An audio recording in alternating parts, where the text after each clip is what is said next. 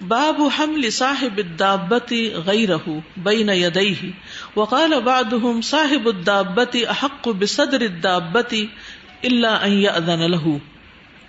باب سواری کے مالک کا کسی اور کو سوار کرنا بین یدیہ اپنے آگے بٹھا لینا. اب جیسے گھوڑے گدھے پر انسان کسی کو اپنے آگے بٹھائے. وقال بعضهم اور بعض نے یہ کہا صاحب الدابتی سواری کا مالک احق زیادہ حقدار ہے بصدر الدابتی سواری کے اگلے حصے میں بیٹھنے کا الا ان یأذن له مگر یہ کہ اس کو اجازت دی جائے، یعنی وہ اس کو پرمیشن دے دے کہ تم آگے بیٹھو، یعنی کسی اور کو جس کو اس نے سوار کیا ہے. حدثني محمد بن بشار حدثنا عبد الوهاب حدثنا ایوب ذکر شر الثلاثه عند اکرمۃ فقال قال ابن عباس اتى رسول الله صلی اللہ علیہ وسلم وقد حمل قثم بين يديه والفضل خلفه او قثم خلفه والفضل بين يديه فأيهم شر او أيهم خير. حدثنا ایوب نے ہمیں بیان کیا، عبد الوہاب کہتے ہیں ذکر شر الثلاثتی تین کا شر بیان کیا گیا، ٹھیک ہے، عند اکرمہ کے پاس، یعنی اکرمہ کے پاس اس بات کا ذکر ہوا کہ ایک سواری پر تین آدمیوں کا بیٹھنا انتہائی معیوب ہے. شر کا مطلب یعنی عیب کی بات ہے. فقالا تو انہوں نے کہا، یعنی انہوں نے ایک حوالہ دیا، کس کا؟ ابن عباس کا. فقالا تو انہوں نے کہا، قال ابن عباس ابن عباس کہتے ہیں یعنی اکرمہ کہتے ہیں کہ اتا رسول اللہ صلی اللہ علیہ وسلم رسول اللہ صلی اللہ علیہ وسلم تشریف لائے، وقد حمل اور آپ نے سوار کیا ہوا تھا، قثم کو بین یدیہ اپنے آگے، والفضل اور فضل بن عباس کو خلفہ اپنے پیچھے، او قثم خلفہ یا قثم کو پیچھے بٹھایا ہوا تھا، والفضل بین یدیہ اور فضل کو اپنے آگے، یعنی ان میں سے ایک کو آگے ایک کو پیچھے. فأیہم شر تو ان میں سے کون برا تھا، او ایہم خیر یا ان میں سے کون اچھا تھا، یعنی بیچ والا آگے والا پیچھے والا، یعنی اس سے کوئی فرق نہیں پڑتا. تو امام بخاری بیسیکلی اس حدیث کو یہاں پر اس لیے لائے ہیں کہ وہ یہ ثابت کر رہے ہیں کہ سواری کے آگے بیٹھنے کا حق تو مالک کو ہے، لیکن اگر مالک خود اس حق سے دستبردار ہو جائے اور اپنے آگے کسی کو بٹھا لے، جیسے نبی صلی اللہ علیہ وسلم نے ایک بچے کو آگے بٹھا لیا، تو کوئی دوسرا بھی آگے بیٹھ سکتا ہے، ٹھیک ہے، تو اس میں حرج نہیں. اب یہ اسی صورت میں ہے کہ جب ایک سواری میں آگے پیچھے 2 یا 3 لوگ بیٹھ رہے ہوں. ابھی بھی جیسے موٹر سائیکل ہے تو چلانے والا جو ہے عام طور پر مالک ہی ہوتا ہے، تو اگر مالک کسی اور کو دے کہ تم میرا موٹر سائیکل چلا سکتے ہو تب وہ چلائے، ٹھیک ہے، اور خود پیچھے بیٹھ جائے. یا پھر یہ ہے کہ جیسا بھی وہ پسند کرے کہ جس کو سوار کر رہا ہے، کہ چھوٹا بچہ آگے بٹھانا چاہتے ہیں پیچھے، کیونکہ ماشاءاللہ ہمارے یہاں موٹر سائیکل کے اوپر بھی پورا خاندان سواری کر لیتا ہے. تو بنیادی طور پر جو یہاں بات کی گئی وہ ہے کہ سواری پر آگے بیٹھنے کا حق خود مالک کو ہے. ایک اور روایت ہے سنن نبی داؤد کی، اس سے بھی یہ بات پتہ چلتی ہے. عبداللہ بن بریدہ سے روایت ہے، وہ کہتے ہیں کہ بریدہ رضی اللہ عنہ کو کہتے ہوئے سنا کہ ایک دفعہ رسول اللہ صلی اللہ علیہ وسلم تشریف لے جا رہے تھے کہ ایک شخص آیا اور اس کے پاس ایک گدھا تھا. تو اس نے کہا، اللہ کے رسول صلی اللہ علیہ وسلم آئیے سوار ہو جائیے، اور وہ خود پیچھے ہو گیا. تو رسول اللہ صلی اللہ علیہ وسلم نے فرمایا، نہیں، تم اپنی سواری پر بیٹھنے کے زیادہ حقدار ہو، یعنی تم آگے بیٹھو، سوائے اس کے کہ تم اپنا یہ حق مجھے دے دو کہ مجھے آگے خود مرضی سے کرنا چاہتے ہو. اس نے کہا، بے شک میں اپنا یہ حق آپ کو دیتا ہوں. تو آپ پھر آگے سوار ہو گئے، ورنہ زبردستی نہیں تھی. یعنی بعض اوقات ہم کسی کی گاڑی میں بیٹھ کے جانے لگتے ہیں، جیسے خاص طور پہ بچے ہوتے ہیں نا، تو وہ کیا کرتے ہیں، بغیر اجازت آگے گھس کے بیٹھ جاتے ہیں.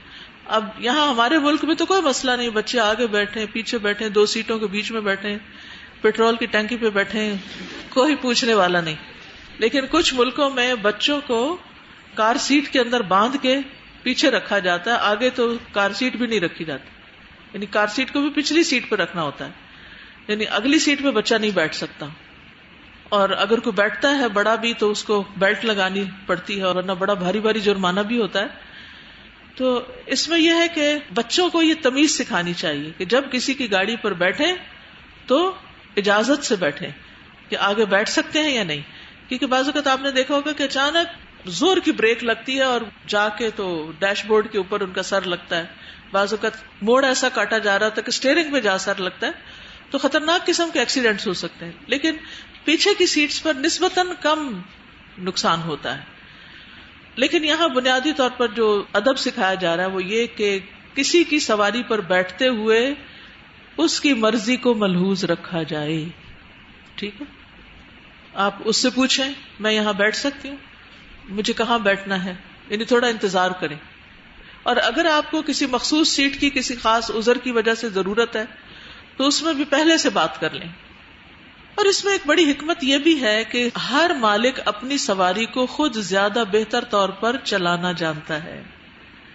بے شک آپ کتنے بھی ماہر ڈرائیور ہوں کار کے، لیکن اگر آپ کسی کی کار چلائیں گے تو بعض اوقات اس کا سسٹم فرق ہوتا ہے، تو آپ اس میں غلطی کر سکتے ہیں، گاڑی خراب ہو سکتی ہے، کہیں ٹکر ہو سکتی ہے.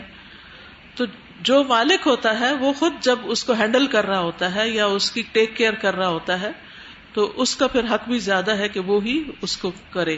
اور پھر یہ بھی کہ جیسے جانور بھی ہوتے ہیں نا، تو ہر جانور کی ایک عادت ہوتی ہے. جانور کا مالک اس کی عادت کو زیادہ سمجھتا ہے کہ اس کو موڑنے کے لیے کیا کرنا پڑتا ہے، تھپکی دینی پڑتی ہے یا باگیں کھینچنی پڑتی ہیں یا چھانٹا مارنا پڑتا ہے یا کیا کرنا پڑتا ہے. اور اسی طرح یہ کہ بٹھانے کے لیے کیا کرنا ہے، چلانے کے لیے کیا کرنا ہے، دوڑانے کے لیے کیا کرنا ہے. تو وہ جانور بھی مالک کے ساتھ زیادہ کمفرٹیبل ہوتا ہے. چھوٹے بچوں کو آپ دیکھیں، وہ اپنی ماں کے ہاتھوں میں زیادہ کمفرٹیبل ہوتے ہیں، چاہے وہ ان کو صحیح طور پہ نہ بھی سنبھالنا جانتی ہو. لیکن اگر کوئی اور ان کو لیتا ہے تو ایک دم ریئیکٹ کرتے ہیں، وہ گود پہچان جاتے ہیں، فوراً نکلنے کی کوشش کرتے ہیں. تو جانوروں کے حقوق میں سے بھی یہ ہے کہ جانور کو اس کے مالک کے ہاتھ میں ہی رہنے دینا چاہیے. اور مالک کے حقوق میں سے یہ ہے کہ وہ اپنی سیٹ پر ہی بیٹھے. اسی طرح یہ ادب بھی ہے کہ جب آپ کسی کے گھر جائیں تو اس کی جو بیٹھنے کی جگہ ہے اس پر نہ بیٹھے بغیر اس کی اجازت کے. یہ بھی ایک ادب ہے. جن لوگوں نے ریاض الصالحین پڑھ رکھی ہے انہوں نے یہ حدیث ضرور پڑھی ہوگی جس میں یہ آتا ہے کہ کسی کے گھر جا کر اس صاحب البیت کے خاص مقام پر نہ بیٹھیں جب تک کہ وہ آپ کو خود آفر نہ کرے. اسی طرح کوئی اپنی جگہ سے ذرا اٹھ کر گیا ہے تو اس کی جگہ پر پیچھے نہ بیٹھ جائیں. کوئی سیٹ چھوڑ کے گیا ہے واش روم کے لیے یا کسی اور مقصد کے لیے تو واپس آئے تو وہاں سے اس کی سیٹ ہی گم ہو، یہ بھی نہیں کرنا چاہیے. اسی طرح اگر دو لوگ بیٹھے تو ان میں سے ایک کو اٹھا کے بیچ میں نہیں گھسنا چاہیے، اس کی جگہ خود نہیں بیٹھنا چاہیے. تو ہمارے دین میں چھوٹی چھوٹی چیزوں کے بھی ادب آداب سکھائے گئے. اور اس کی بنیادی وجہ کیا ہے؟ اس کی وجہ یہ ہے تاکہ ہماری زندگی خوشگوار ہو. ہمیں جو شریعت دی گئی ہے اس کے مقاصد میں سے دین کی حفاظت، عقل کی حفاظت، نسب کی حفاظت، عزت کی حفاظت، جان کی حفاظت، مال کی حفاظت، یہ ساری چیزیں. تو اب آپ دیکھیے کہ عزت کب محفوظ ہوتی ہے؟ جب انسان دوسرے کو عزت دیتا ہے. ہاں، یعنی شریعت کے جتنے بھی احکامات ہیں نا وہ ان میں سے کسی نہ کسی مقصد کو پورا کر رہے ہوتے ہیں. اور جب یہ مقصد پورے ہو جاتے ہیں تو زندگی انتہائی خوشگوار ہو جاتی ہے. تو اس دنیا میں بھی امن سکون سے رہنے کے لیے بڑا ضروری ہے کہ انسان سنبھل کر چلے، اپنا حق بھی ہو لیکن دوسرے کے حقوق کا بھی خیال رکھے. ٹھیک ہے. یہاں جو تھا نا حضرت اسامہ بن زید کو جو آپ صلی اللہ علیہ وسلم نے اپنے پیچھے بٹھایا، تو یہ غزوہ بدر سے غالباً پہلے کا واقعہ تھا. اور آپ صلی اللہ علیہ وسلم سعد بن عبیدہ رضی اللہ عنہ جو تھے، جو انصاری صحابی تھے، ان سے ملنے جا رہے تھے کہ وہ بیمار تھے. تو میں سوچی تھی کہ بچے کو بھی ساتھ لے کے جا رہے ہیں کہ وہ بھی آبزرو کرے کہ کس طرح بیمار پرسی کی جاتی ہے. اور پھر راستے میں آپ نے دعویٰ بھی کیا تھا، کچھ لوگ کھڑے ہوئے تھے، کچھ گروپ تھا، تو اس میں آپ صلی اللہ علیہ وسلم نے وہ ڈفرینٹ ریلیجن کے تھے، جوز بھی تھے، مسلمس بھی تھے، اور اس میں مشرکین بھی تھے. تو یہ سارا بچے نہیں آبزرو کر رہے تھے نا، چھوٹے تھے، تو اس طرح سے لے کے جانا چاہیے بچوں کو. بچے مشاہدے سے بلکہ زیادہ سیکھتے ہیں، یعنی لیکچر سے زیادہ مشاہدے سے سیکھتے ہیں. السلام علیکم. استاد ایک چھوٹی سی بات شیئر کرنا چاہ رہی ہوں. بعض دفعہ ہم لوگ عورتیں جو ہیں وہ بھی زیادتی کر جاتی ہیں. کچھ عرصہ پہلے کی بات ہے کہ موٹر بائک کی سواری کی بات کر رہی ہوں. ایک عورت کھڑی تھی، اس نے لفٹ لینی تھی، گاؤں ایریا تھا، تو وہ بندہ بیچارہ موٹر بائک پہ آیا، اس نے اس کو اشارہ کیا کہ مجھے لفٹ دے دو تھوڑی دیر کے لیے. تو اس نے اس کو کہا کہ ٹھیک ہے بیٹھ جائیں بہن. وہ بیٹھ گئی اور اس نے جب موٹر بائک چلایا تو اس نے اپنا جوتا گرا دیا. جب جوتا گرایا تو اس نے شور مچایا کہ میرا جوتا گر گیا. اب اس نے موٹر بائک کھڑی کی اور اس نے کہا تھوڑا سا پیچھے چلے میں لے آتا ہوں. وہ کھڑا کر کے تو جوتا لینے گیا اور موٹر بائک چلا کے لے گئی. انا للہ و انا الیہ راجعون. باب ارداف الرجل خلف الرجل. ایک مرد دوسرے مرد کے پیچھے سواری پہ بیٹھ سکتا ہے, لیکن ایک عورت دوسرے مرد کے پیچھے سواری پہ نہ بیٹھے, جیسا کہ ابھی آپ نے سنا. حدثنا حدبۃ بن خالد حدثنا حمام حدثنا قتادۃ حدثنا انس بن مالک عن معاذ بن جبل رضی اللہ عنہ قال بینا انا ردیف النبی صلی اللہ علیہ وسلم. معاذ بن جبل کہتے ہیں اس اسنا میں کہ میں نبی صلی اللہ علیہ وسلم کے پیچھے بیٹھا ہوا تھا. لیس بینی و بینہ الا اخرۃ الرحل. میرے اور آپ کے درمیان میں پالان کی لکڑی کے سوا کچھ نہیں تھا. یعنی نبی صلی اللہ علیہ وسلم اور حضرت معاذ بن جبل کے بیچ میں پالان یعنی جو ہوتی ہے نا اس کے اوپر ہودج رکھتے ہیں, اس کی لکڑی تھی. قال یا معاذ بن جبل. تو آپ نے فرمایا اے معاذ بن جبل. قلت لبیک رسول اللہ وسعدیک. میں نے کہا لبیک اے اللہ کے رسول وسعدیک, یعنی میں حاضر ہوں اور جو حکم آپ دیں گے اس کو بجا لانے کے لیے تیار ہوں. ثم سار ساعتا. پھر آپ کچھ گھڑی چلتے رہے, یعنی خاموشی اختیار کی. ثم قال یا معاذ. قلت لبیک رسول اللہ وسعدیک. دوبارہ معاذ نے وہی جواب دیا جو پہلے دیا تھا, لبیک وسعدیک. ثم سار ساعتا. پھر آپ تھوڑی دیر چلتے رہے, بات نہیں کی. ثم قال یا معاذ. پھر آپ نے معاذ کو آواز دی. قلت لبیک رسول اللہ وسعدیک. پھر انہوں نے وہی جواب دیا, لبیک وسعدیک. قال هل تدری ما حق اللہ. پوچھا کیا تم جانتے ہو اللہ کا حق کیا ہے علی عبادہ, اس کے بندوں پر. قلت اللہ ورسولہ اعلم. میں نے کہا اللہ اور اس کا رسول زیادہ جانتا ہے. قال حق اللہ علی عبادہ ان یعبدوہ. قال تو آپ نے فرمایا حق اللہ, اللہ کا حق علی عبادہ, اس کے بندوں پر, ان یعبدوہ, کہ وہ اس کی عبادت کریں, ولا یشرکوا بہ شیئا, اور اس کے ساتھ کسی چیز کو شریک نہ ٹھہرائیں. ثم سار ساعتا. پھر کچھ دیر آپ چوں چلتے رہے سواری پہ. ثم قال یا معاذ بن جبل. پھر آپ نے فرمایا معاذ بن جبل. قلت لبیک رسول اللہ وسعدیک. پھر لبیک وسعدیک کہا معاذ بن جبل نے. فقال هل تدری ما حق العباد علی اللہ. آپ نے فرمایا کیا تم جانتے ہو کہ بندوں کا اللہ پر کیا حق ہے, اذا فعلوہ, جب وہ ایسا کریں یعنی اس کی عبادت کریں. قلت اللہ ورسولہ اعلم. میں نے کہا اللہ اور اس کا رسول زیادہ جانتا ہے. قال حق العباد علی اللہ الا یعذبہم. اللہ پر بندوں کا حق یہ ہے کہ پھر وہ ان کو عذاب نہ دے. تو اس حدیث سے بنیادی طور پر امام بخاری نے یہ ثابت کیا کہ آدمی اپنی سواری پر کسی دوسرے کو اپنے پیچھے بٹھا سکتا ہے, جیسے کہ رسول اللہ صلی اللہ علیہ وسلم نے معاذ بن جبل کو اپنے پیچھے بٹھایا ہوا تھا. اس میں کوئی حرج نہیں ہے, بلکہ یہ ایک اخلاقی ذمہ داری بنتی ہے, اور یا یہ ہے کہ دوسرے مسافر کا حق ہوتا ہے کہ اس کے ساتھ ہمدردی کی جائے. محدثین کرام نے ایسے 30 لوگوں کے نام گنوائے ہیں جنہوں نے نبی صلی اللہ علیہ وسلم کے ساتھ سواری کی ہے, یعنی آپ کی سواری پر بیٹھے ہیں. یہ بھی بڑی خوش قسمتی کی بات تھی, بڑے آنر کی بات تھی کہ وہ آپ کے ساتھ بیٹھیں. اس میں خاص طور پر ابو بکر رضی اللہ عنہ مکہ اور مدینہ کے راستے پر رسول اللہ صلی اللہ علیہ وسلم کے پیچھے سوار تھے. اسامہ رضی اللہ عنہ جب آپ عرفات سے واپس آئے وہ رسول اللہ صلی اللہ علیہ وسلم کے پیچھے سوار تھے. فضل بن عباس رضی اللہ عنہ جب مزدلفہ سے نبی صلی اللہ علیہ وسلم واپس آ رہے تھے حج کے موقع پر تو وہ آپ کے پیچھے سوار تھے. آپ جمرہ عقبہ کی رمی تک تلبیہ کہتے رہے. ابو ذر رضی اللہ عنہ ایک گدھے پر آپ کے ساتھ بیٹھے ہوئے تھے. ابو تمیمہ رضی اللہ عنہ وہ کہتے ہیں ایک مرتبہ میں نبی صلی اللہ علیہ وسلم کے پیچھے گدھے پر سوار تھا, اچانک گدھا بدک گیا تو میں نے کہا شیطان برباد ہو. نبی صلی اللہ علیہ وسلم نے فرمایا یہ نہ کہو کہ شیطان برباد ہو, جب تم یہ جملہ کہتے ہو تو شیطان اپنے آپ کو بہت بڑا سمجھتا ہے اور کہتا ہے کہ میں نے اسے اپنی طاقت سے پچھاڑا ہے, اور جب تم بسم اللہ کہو گے تو وہ اپنی نظروں میں اتنا حقیر ہو جائے گا کہ مکھی سے بھی چھوٹا ہو جائے گا. ٹھیک ہے, تو شیطان کو گالیاں دینے کا کوئی فائدہ نہیں ہے, وہ پھر اپنے آپ کو بڑی چیز سمجھتا ہے کہ یہ مان گیا ہے کہ میں اس پہ زور رکھتا ہوں.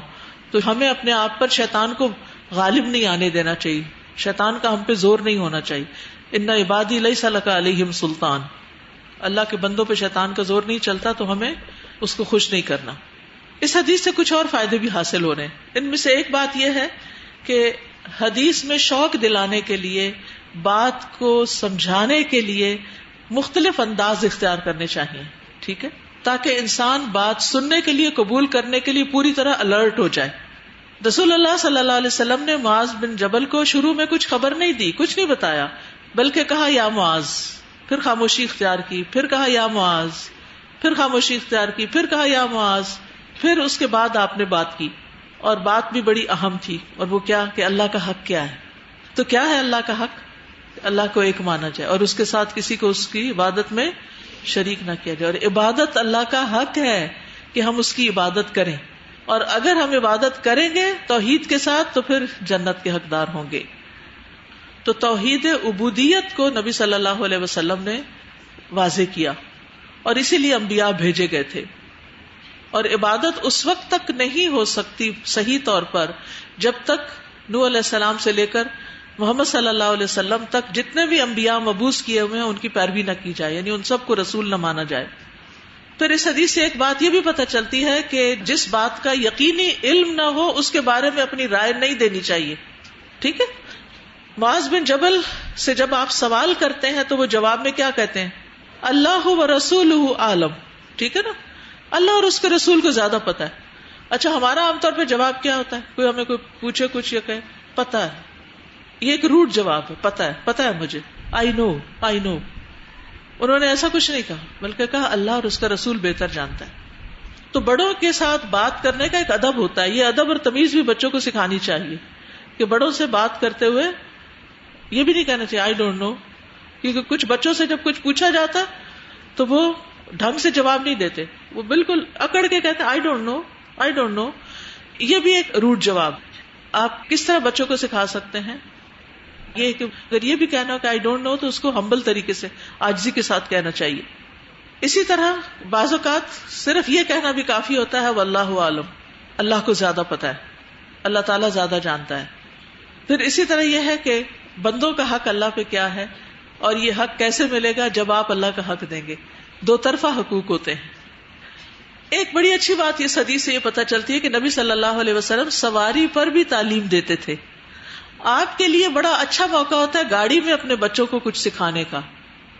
مجھے اچھی طرح یاد ہے جب میں بہت چھوٹی تھی, ابھی میں صرف قل هو اللہ اور تبت یدا کی صورتیں زبانی یاد کر رہی تھی, تو ہماری والدہ ہمیں گاؤں لے کے جاتی تھی, اور اس وقت گاؤں میں کوئی بس کار وغیرہ نہیں جاتی تھی, ٹانگا ہی جاتا تھا.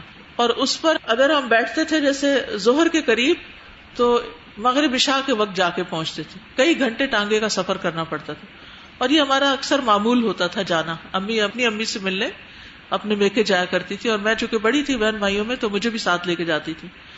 تو ہم بچوں کو, جو بھی چھوٹے بچے تھے, تو سارا راستہ ہماری کلاس لگتی تھی اور صورتیں یاد کراتی تھی. مجھے ابھی بھی وہ سین نہیں بھولتا کہ جب مجھے یہ صورتیں یاد کرائی گئی تھی, اور کہلواتی رہتی تھی.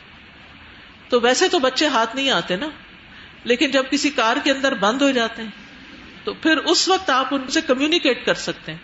تو بعض اوقات انہیں کسی لمبی ڈرائیو پر صرف اس لیے بھی لے جایا کریں, ایک تو وہ خوش ہو جاتے ہیں, دوسرا یہ کہ ان سے بات چیت کرنے کا, کمیونیکیشن کا موقع ملتا ہے. بچوں کو ماں باپ کو سمجھنے کا موقع ملتا ہے, ماں باپ کو بچوں کی سمجھ آتی ہے. کیونکہ جب ڈسٹریکشن ہوتی ہے نا تو سمجھ نہیں آتی. بچے کچھ کہہ رہے ہیں, وہ ماں کے بال کھینچ رہے ہیں, وہ ماں کچھ چیخ رہی چلا رہی, دوسرے بچے پہ ایک ہنگامہ کھڑا رہتا ہے. تو ہر بچے کا ایک حق بھی ہوتا ہے, تو ان کو سکھانے کے لیے, چونکہ آپ مائیں ہیں تو اس لیے, اور بہت سی نسلیں آپ کے ہاتھوں پرورش پائیں گی. ہو سکتا ہے آپ کے اپنے بچے اور بچوں کے بھی بچے, اور ہو سکتا ہے ان کے بھی بچے, ماشاءاللہ. کیونکہ اب بہت سے میں نے دیکھے ہیں ایسے گرینڈ پیرنٹس کے جن کے پوتا پوتی کے بھی آگے بچے ہو رہے ہوتے ہیں. تو آپ کے پاس بہت بڑا چانس ہے کہ آپ دوسرے تک خیر پہنچائیں. اگر آپ کے اندر یہ شوق ہو تو سب سے پہلی بات یہ کہ بچوں سے مانوس ہو. اگر آپ نے کسی کو کچھ بات بتانی ہے تو صرف نصیحتیں نہ کریں, پہلے ان سے دوستی کریں, ان کو سمجھیں, ان کے دل کی حالت جانیں کہ وہ کس سٹیٹ میں ہے, اور پھر ان کے ساتھ بات کریں. تو جب آپ کلوز ان کے ساتھ بیٹھیں گے, ایک جگہ پر بیٹھیں گے, گاڑی میں, سواری میں, اور پھر آپ دیکھیں کہ نبی صلی اللہ علیہ وسلم کا اسٹائل بھی سیکھیں کہ آپ نے کیا کیا, پہلے ایک دفعہ فرمایا پہ چپ رہے, یہ نہیں کہ تمہیں پتہ ہے کیا اور اسی وقت کر کے بات ختم, وہ پھر لمبی خاموشی نہیں, دھیرے دھیرے سکھایا, تھوڑا تھوڑا کر کے اٹینٹو کرنے کے لیے سوال کیا اور پھر جواب کا انتظار کیا. باب ارداف المرأة خلف الرجل, باب عورت کا محرم مرد کے پیچھے سواری پر بیٹھنا. ٹھیک ہے, محرم کے پیچھے, نہ محرموں کے پیچھے نہیں. حدثنا الحسن بن محمد بن صباح حدثنا يحيى بن عباد حدثنا شعبہ اخبرني يحيى بن ابي اسحاق قال سمعت انس بن مالك رضی اللہ عنہ قال, انس بن مالک رضی اللہ عنہ کہتے ہیں اقبلنا مع رسول اللہ صلی اللہ علیہ وسلم من خیبر, ہم نبی صلی اللہ علیہ وسلم کے ساتھ آئے خیبر سے. وانی لردیف ابی طلحہ, اور میں ابو طلحہ کا ردیف تھا, ان کے پیچھے تھا. وہو یسیر, اور وہ چل رہے تھے. وبعض النساء رسول اللہ صلی اللہ علیہ وسلم ردیف رسول اللہ صلی اللہ علیہ وسلم, اور بعض نبی صلی اللہ علیہ وسلم کی ازواج میں سے رسول اللہ کے پیچھے تھیں صلی اللہ علیہ وسلم کی. اذ عثرت الناقۃ, جب اونٹی نے ٹھوکر کھائی یا پھسل گئی. فقلت المرأة, میں نے کہا عورت کی خبر لو. فنزلت, تو میں اترا. فقال رسول اللہ صلی اللہ علیہ وسلم انها امکم, آپ نے فرمایا کہ یہ تمہاری ماں ہے. فشددت الرحل, تو میں نے سواری کو باندھا. ورکب رسول اللہ صلی اللہ علیہ وسلم, اور رسول اللہ صلی اللہ علیہ وسلم سوار ہوئے. فلما دنا, پھر جب آپ مدینہ کے قریب آئے, اور المدینہ تھا, یا آپ نے مدینہ کو دیکھا یا مدینہ دکھائی دینے لگا. قال آئبونا تائبونا عابدونا لربنا حامدون, تو آپ یہ دعا پڑھنے لگے کہ ہم لوٹنے والے ہیں, اللہ کی طرف رجوع ہونے والے ہیں, اسی کی عبادت کرنے والے ہیں, اپنے مالک کی تعریف کرنے والے ہیں.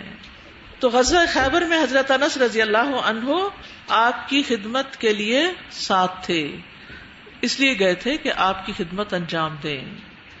اور اس حدیث سے یہ پتہ چلتا ہے کہ اونٹنی کے پھسل جانے کے بعد ساری خدمت حضرت انس نے انجام دی, لیکن ساری انہوں نے نہیں دی. وہ ابو طلحہ کے پیچھے تھے. ابو طلحہ کون تھے؟ ان کے ستیلے باپ تھے. والدہ کا نام کیا تھا؟ ام سلیم. جی ہاں, ام سلیم. تو ام سلیم, ابو طلحہ, انس, سارے مل کر وہ پھر آپ کی خدمت کر رہے تھے. اور اس اونٹ پر نبی صلی اللہ علیہ وسلم اور آپ کی زوجہ محترمہ حضرت صفیہ تھیں. ٹھیک ہے, تو اس سے کوئی فرق نہیں پڑتا کہ ہسبینڈ وائف دونوں اکیلے کسی ڈرائیو پر چلے جائیں یا سیر کرنے چلے جائیں, تو سسرال کو تھوڑی سی اسپیس دینی چاہیے. یہ نہیں کہ جہاں وہ جانے لگے ساتھ گھس کے بیٹھ جائیں, ہم نے بھی جانا ہے. بعض لوگ تو اتنا ظلم کرتے کہ ہنی مون پہ بھی اکیلے نہیں جانے دیتے, خود ساتھ گارڈ کے طور پہ جاتے ہیں. تو اس سے یہ ہے کہ ہسبینڈ وائف کے بیچ میں انڈرسٹینڈنگ نہیں ہو پاتی. ٹھیک ہے, یہ الگ بات ہے کہ آپ اگر اکٹھے پروگرام بنا تو اس میں بھی کوئی حرج نہیں, لیکن ان کو اکیلے بھی چھوڑ دیں, ہر وقت ان کے سر پہ سوار نہ رہیں. بعض اوقات کیا ہوتا ہے, شادی ہوتی ہے, دلہن آتی ہے, بچوں کو بڑا دیکھنے کا شوق ہوتا ہے, سارا وقت دلہن کے کمرے میں بیٹھے رہتے ہیں, ہسبینڈ کو اپنی بیوی سے بات کرنے کا موقع ہی نہیں ملتا. تو اس میں بھی بچوں کو سمجھانا چاہیے, یہ بھی ایک ادب ہے. پھر اسی طرح یہ ہے کہ نبی صلی اللہ علیہ وسلم بھی ایک انسان تھے, آپ کے ساتھ بھی حادثات ہوتے تھے جیسے ہم لوگوں کے ساتھ ہو جاتے ہیں. کبھی گاڑی کو ٹھوکر لگ جاتی ہے, تو آپ کی اونٹی کو ٹھوکر لگ گئی, اور پھر یہ کہ یعنی کہ آپ کی زوجہ نیچے گر پڑی, تو ایسا ممکن ہے. یعنی آپ کی سواری بھی دوسری سواریوں کی طرح ہے, وہ بھی لغزش کھا سکتی ہے, پھسل سکتی ہے, چلنے سے انکار کر سکتی ہے. تو اس میں آپ کی ذات میں کوئی نقص نہیں آتا, اس سے آپ کی حرمت اور عزت میں کمی نہیں ہوتی, کیونکہ آپ ہمارے لیے رول ماڈل ہیں. تو اس لیے ہمیں ان ساری چیزوں کو دیکھ کر اپنی مصیبتیں بھول جانی چاہیے. کہ اگر آپ کی گاڑی کہیں بریک ہو جائے راستے میں, تو آپ کوسنا نہ شروع کر دیں. نبی صلی اللہ علیہ وسلم کی اونٹنی کو یاد کر لیں, ٹھوکر کھا کے گر گئی تھی. پھر یہ ہے کہ ازواج جو ہے امت کی مائیں ہیں. پھر سفر سے واپسی کی دعا یہاں سکھائی گئی ہے, اور یہ مسنون دعا ہے. باب الاستلقاء ووضع الرجل علی الاخرى, باب سیدھا لیٹنا. استلقاء ہوتا ہے چت لیٹنا, اور لیٹ کر ایک پاؤں پر دوسرا پاؤں رکھ دینا. یعنی بعض لوگ ہوتے ہیں نا, وہ ٹانگ پہ ٹانگ رکھ لیتے ہیں لیٹ کے, یعنی گھٹنے پہ دوسری ٹانگ کا پاؤں رکھ لیتے ہیں. تو اس کا کیا حکم ہے؟ پہلی بات تو یہ ہے کہ کتاب اللباس میں حدیث اس لیے آئی ہے کہ اس کا تعلق بھی تھوڑا لباس کے ساتھ ہے. بعض اوقات کچھ لوگ لنگی وغیرہ پہنتے ہیں, تو اگر اس طرح لیٹے تو ننگے ہونے کا ڈر ہوتا ہے, تو اس طرح نہیں لیٹنا چاہیے. کیونکہ لیٹ کے اگر سو گئے اور پتہ ہی نہ چلا تو پھر اچھی بات نہیں. حدثنا احمد بن یونس حدثنا ابراہیم بن سعد حدثنا ابن شہاب عن عباد بن تمیم عن عمه انه ابصر النبي صلی اللہ علیہ وسلم يستجئ في المسجد رافعا احدى رجليه على الاخرى. عباد بن تمیم اپنے چچا عبداللہ بن زید سے روایت کرتے ہیں کہ انہوں نے حضرت صلی اللہ علیہ وسلم کو مسجد میں لیٹے دیکھا، یعنی سیدھے لیٹے ہوئے کہ آپ ایک پاؤں دوسرے پاؤں پر رکھے ہوئے تھے. تو اگر پاؤں پہ پاؤں ہے یعنی ٹانگ میں ٹانگ رکھی تو کوئی حرج نہیں اگر سطر ننگا نہیں ہو رہا، یا آپ نے ایسے کپڑے پہنے ہوئے کہ جس سے ننگا ہونے کا اندیشہ نہیں، تو اس طرح لیٹنا بالکل یعنی ٹوٹلی منع نہیں ہے، لیٹ سکتے ہیں. کبھی انسان ریلیکس ہونے کے لیے اس طرح لیٹ جاتا ہے، لیکن عمومی طور پر اس کو ناپسند کیا گیا ہے. ایک اور حدیث میں آتا ہے نبی صلی اللہ علیہ وسلم نے فرمایا تم میں سے کوئی شخص چت لیٹ کر اپنی ایک ٹانگ کو دوسری ٹانگ پر اس طرح نہ کھڑی نہ کرے. ٹھیک ہے، یہ اس صورت میں جب لنگی وغیرہ پہنی ہے، اور اگر پراپر ڈریس اپ ہوئے میں ہے تو پھر کوئی حرج نہیں. وآخر دعوانا ان الحمد للہ رب العالمین. سبحانک اللہم وبحمدک اشہد ان لا الہ الا انت استغفرک واتوب الیک. السلام علیکم ورحمۃ اللہ